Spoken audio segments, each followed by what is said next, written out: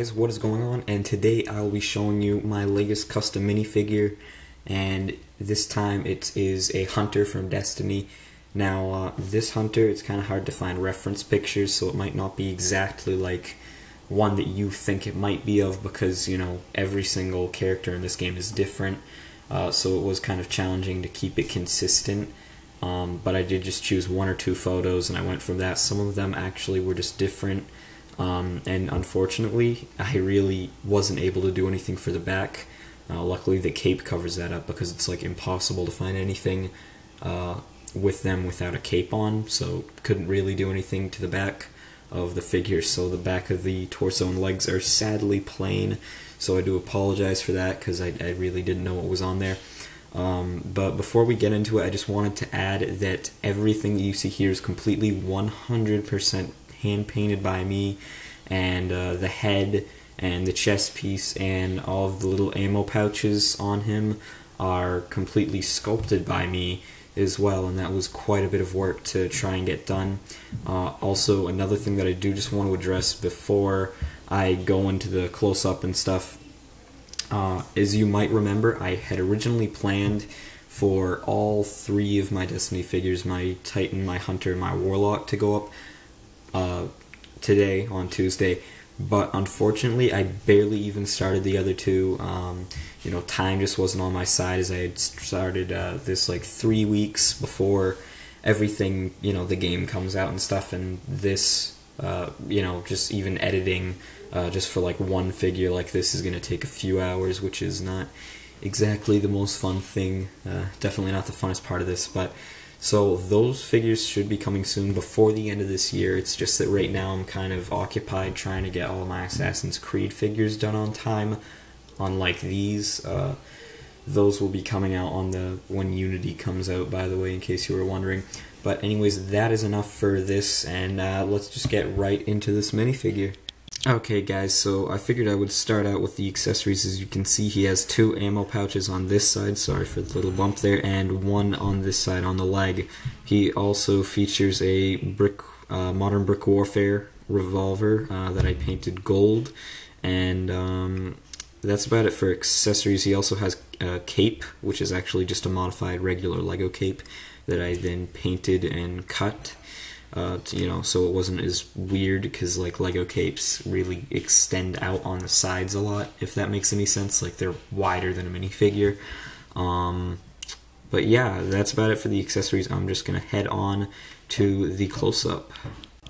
Okay, so starting off with the upper half of the minifigure, as you can see on the helmet, there is quite a lot of sculpting work there that was very challenging to do. I think that was about 2 or 3 hours just to sculpt.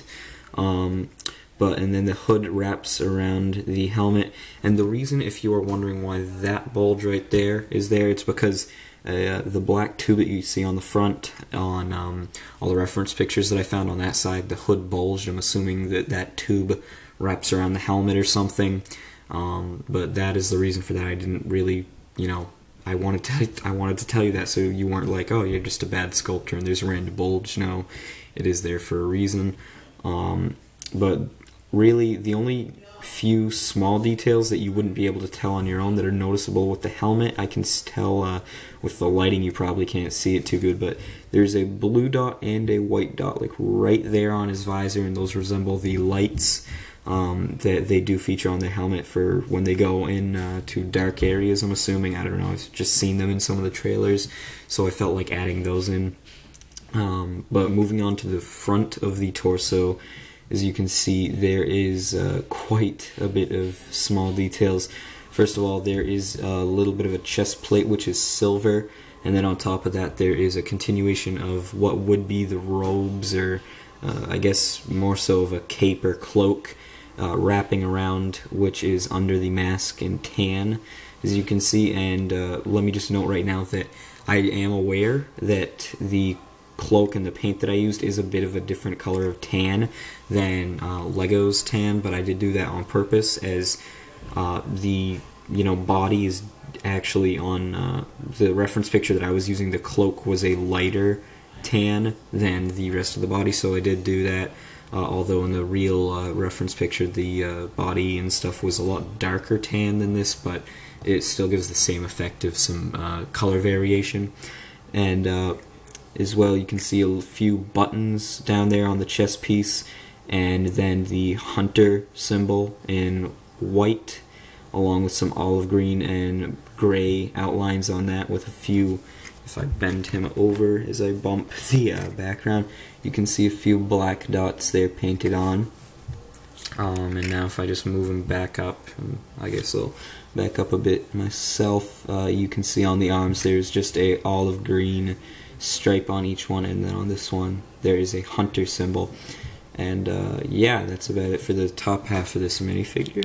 Moving on to the bottom half of the figure, as you can see, there are, like I said before, the 2 ammo pouches, but there is also a gray strap on the right leg with a little silver buckle, and a olive green strap going more so vertical than the other one, going down on the left leg. Once again with a silver buckle. I'd also painted on silver boots.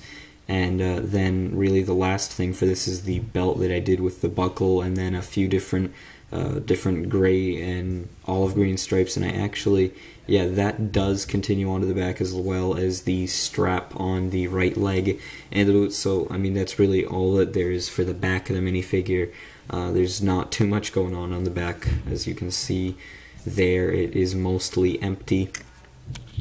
Also guys, I did forget to mention one thing, and that is that this figure is completely poseable, although the head is a bit weird to move due to the size of it, and it is like a little bit smaller, which can actually happen with sculpting, which was quite a bit of a problem with this minifigure. I actually had to sculpt a few things a few different times because it would warp the actual piece, because the clay that I use, Sculpey, you have to bake it, so it can do that. And actually, I take that back. There is one more thing after that. As you can see, I did do a 2-colored cape. On the back it is tan, and then on the inside it's olive green. And I did just want to mention those 2 things, as I think they are pretty important. But I definitely like the look of the cape, and that is not exactly accurate, but it's one of the few things on this figure that I did just add in for my own you know, personal liking. But yeah guys, that's about it for the showcase, so let's finish it up. Okay guys, that's it for this video, and I just wanted to apologize quickly for not having the fire team done, but they should be done soon, but not too soon, because I'm working on Assassin's Creed figures right now, and those are my main priority at the moment. But honestly, that's it for this video. I'm not gonna drag this on like I usually find some way to do. But yeah, so don't forget to like and subscribe, and now that this video's over, you can go play some Destiny. So yeah, see you in the next video. Bye.